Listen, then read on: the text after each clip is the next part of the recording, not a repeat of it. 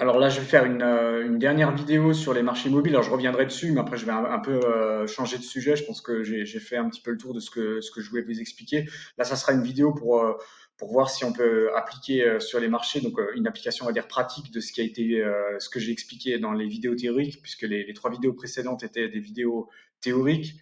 Alors la théorie c'est bien, mais si vous êtes comme moi, eh ben voilà, c'est inutile de se lancer sur 40 minutes de théorie si ensuite on peut pas l'appliquer sur les marchés. Donc je vais juste vous montrer si on aurait pu utiliser ça sur les marchés et pas sur les marchés. Je vais rester sur le marché sur lequel je suis depuis un bon bout de temps. Donc je fais mes vidéos sur le CAC 40, donc je reste sur le CAC 40.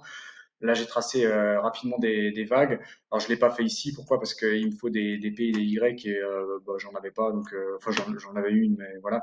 Bref, je suis resté sur surtout sur cette partie-là qui était un peu, on va dire, assez bordélique dans le CAC 40. Voir si on aurait pu détecter ces moments immobiles. Donc, les deux premières vidéos étaient des vidéos très théoriques où je mettais moi une P et une Y en place centrale et derrière je viens greffer des N, ce qui va forcément fabriquer soit des figures de continuation, des figures de renversement, mais dans l'idée que au milieu de tout ça, que ça soit du retournement, de la continuation, il y a un moment où le marché est immobile, c'est un peu ça que je voulais vous montrer avec la notion des équilibres.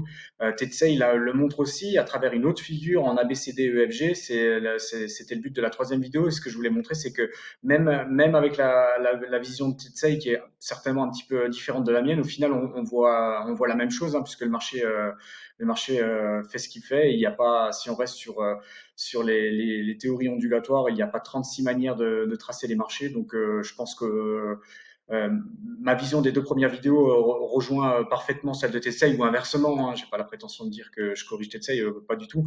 Mais en tout cas, je pense que ce que j'ai compris, je le retrouve sur la figure de Tetsei. Donc, c'est à mon avis plutôt positif et c'est pour ça que j'ai voulu faire cette troisième vidéo.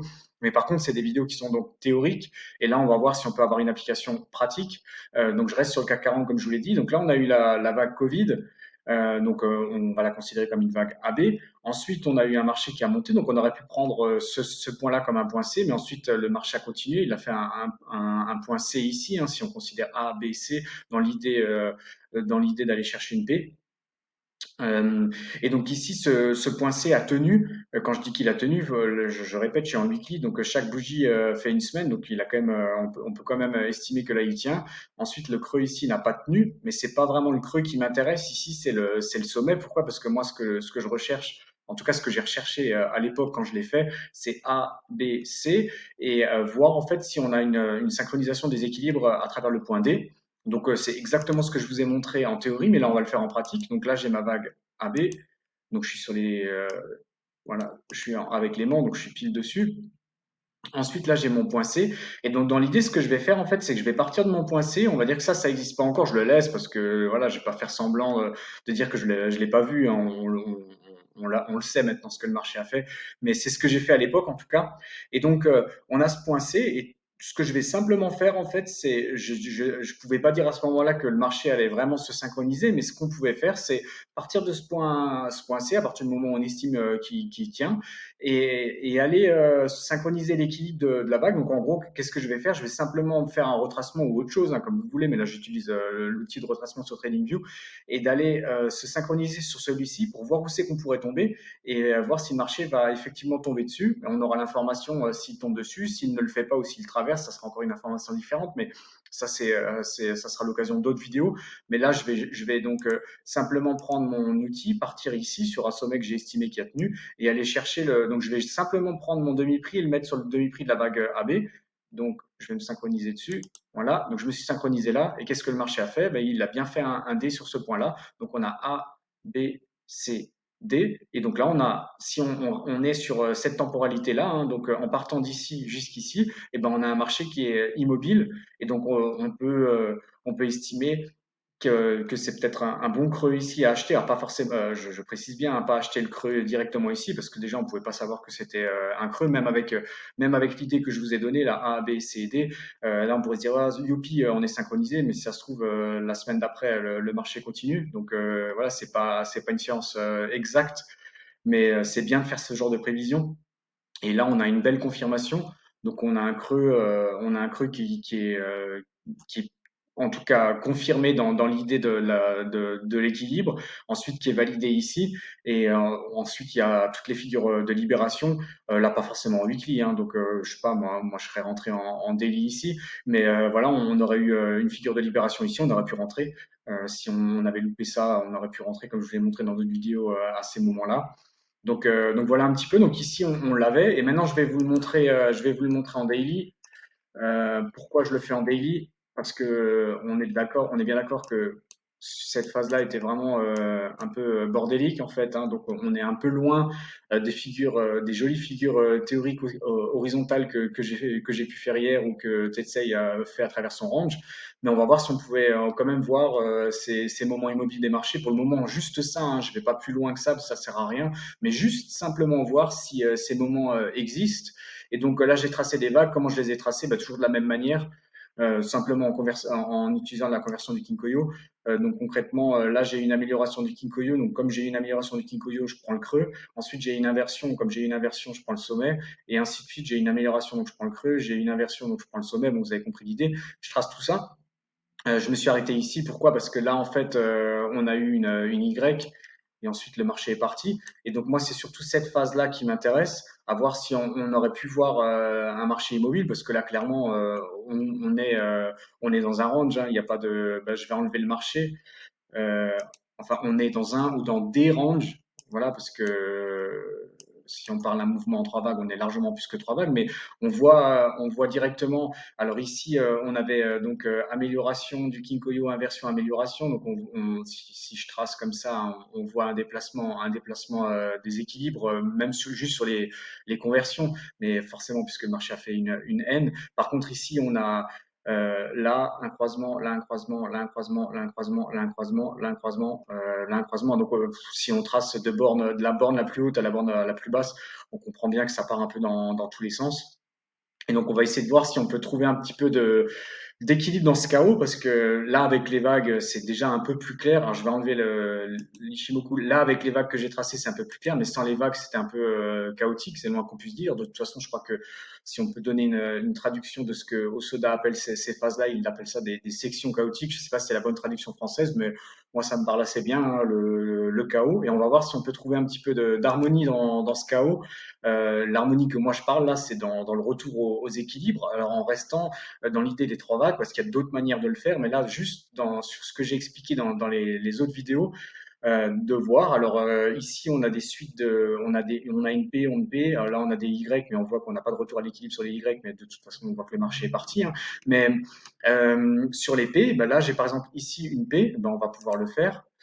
Je vais mettre l'élément, parce que sinon, on risque de me traiter de tricheur. Donc là, j'ai la vague AB avec un équilibre ici. Et donc A, B, B, C, C, D. Et donc je vais prendre le retracement de C, D.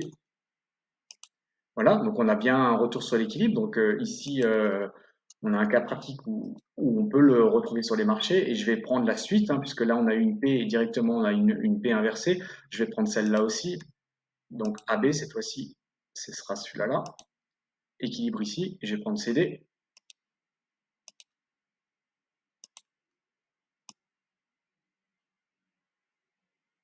Voilà. Et donc là ça fonctionne aussi. Voilà, donc oui, d'un point de vue pratique, on peut les retrouver sur les marchés. En même temps, heureusement, hein, parce que si j'avais passé 40 minutes à vous expliquer quelque chose de théorique et qu'ensuite je l'utiliserais pas dans les cas pratiques, ça a strictement aucun intérêt. Donc maintenant, je vais sur la partie théorique, je pense que je vais arrêter, mais vous avez un peu compris l'idée. Là, concrètement, on peut pas encore se servir de ça pour trader, on va dire, de façon efficace les marchés, mais c'est simplement pour vous montrer que ces figures existent. Là, j'ai fait j'ai utilisé les formats en P parce que c'est ce que le marché m'a offert en fait ici, et en fait, statistiquement, il y a beaucoup plus de P sur les marchés, mais ça, je pense que vous l'avez vu, que des Y. Il y a des Y, mais des suites de Y ou même des Y de façon isolée, c'est beaucoup plus rare. Donc voilà pourquoi je vais souvent revenir sur des P. C'est pas moi qui fait une fixette là-dessus, c'est simplement que le marché a plutôt tendance à faire des P que des Y. Ça se comprend assez facilement dans tous les cas. Voilà, donc je vais continuer là-dessus. Là, ça sera, on va dire, la fin de la partie théorique.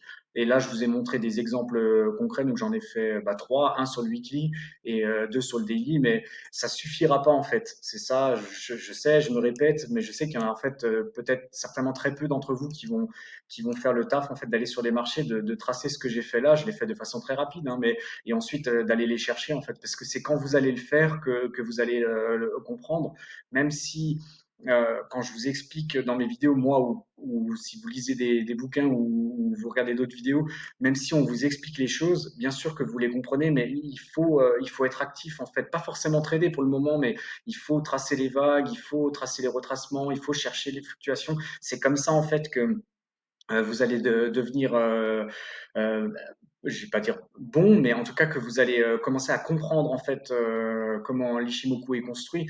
Osoda préconisait de tracer à la main l'Ishimoku. Je pense qu'il a raison de le dire, mais même pas juste ça, même ces tracés de vagues, les retracements, les retours à l'équilibre, tout ça, il faut que vous le fassiez de vous-même parce que je peux pas faire je peux pas faire 800 vidéos là-dessus, ça n'a pas de sens. Là, je voulais juste vous montrer ou vous prouver, je sais pas si le mot prouver est correct, mais en tout cas vous montrer que, et oui, on peut retrouver ça sur les marchés, et heureusement. Mais par contre, il va falloir que vous soyez en quête de ça et que vous puissiez les détecter et puis commencer à voir où c'est qu'elles apparaissent, comment elles sortent, à quel moment on aurait pu rentrer. Alors même si vous vous trompez, c'est pas grave, mais il faut commencer maintenant à utiliser des marchés, pas forcément celui-ci. De toute façon, moi, à bout d'un moment, je vais changer. Mais il faut vraiment faire ce travail-là si vous voulez avoir des résultats, parce que sinon, juste en regardant les vidéos, vous allez comprendre de plus en plus, mais il manquera toujours cette pratique. Voilà, je vous parle par expérience, hein, parce que j'ai été des fois un petit peu passif dans mon éducation, pas seulement sur le trading, mais sur plein de choses. Et je sais que ça paye pas en fait, hein. Donc il va falloir un petit peu aller sur les graphiques. Donc allez-y sur des choses qui vous intéressent, sur des choses que je vous ai montrées ou que vous avez vues ailleurs. Tracez, regardez, et puis si vous avez des questions, comme je vous ai dit, mettez-les en commentaire, j'y répondrai. Pour le moment, il n'y a pas de, il manque des choses sur l'Ishimoku, mais parce que j'avance chapitre après chapitre. Là, c'est même un peu hors chapitre, hein. C'est la figure de Tensei, elle était dans la préface du livre de Soda, sur la réédition de la dernière édition. Forcément, avant, elle n'y était pas parce que voilà, Tensei, je pense, qu'il était un peu petit pour, je sais même pas s'il était là euh, pour euh, pour euh, pour fabriquer ce genre de schéma. Mais voilà, en tout cas, je voulais apporter cette précision-là sur le retour des équilibres parce que c'est un point qui est important et je reviendrai là-dessus à travers d'autres vidéos en apportant d'autres notions Ishimoku. Voilà, allez, à plus, ciao.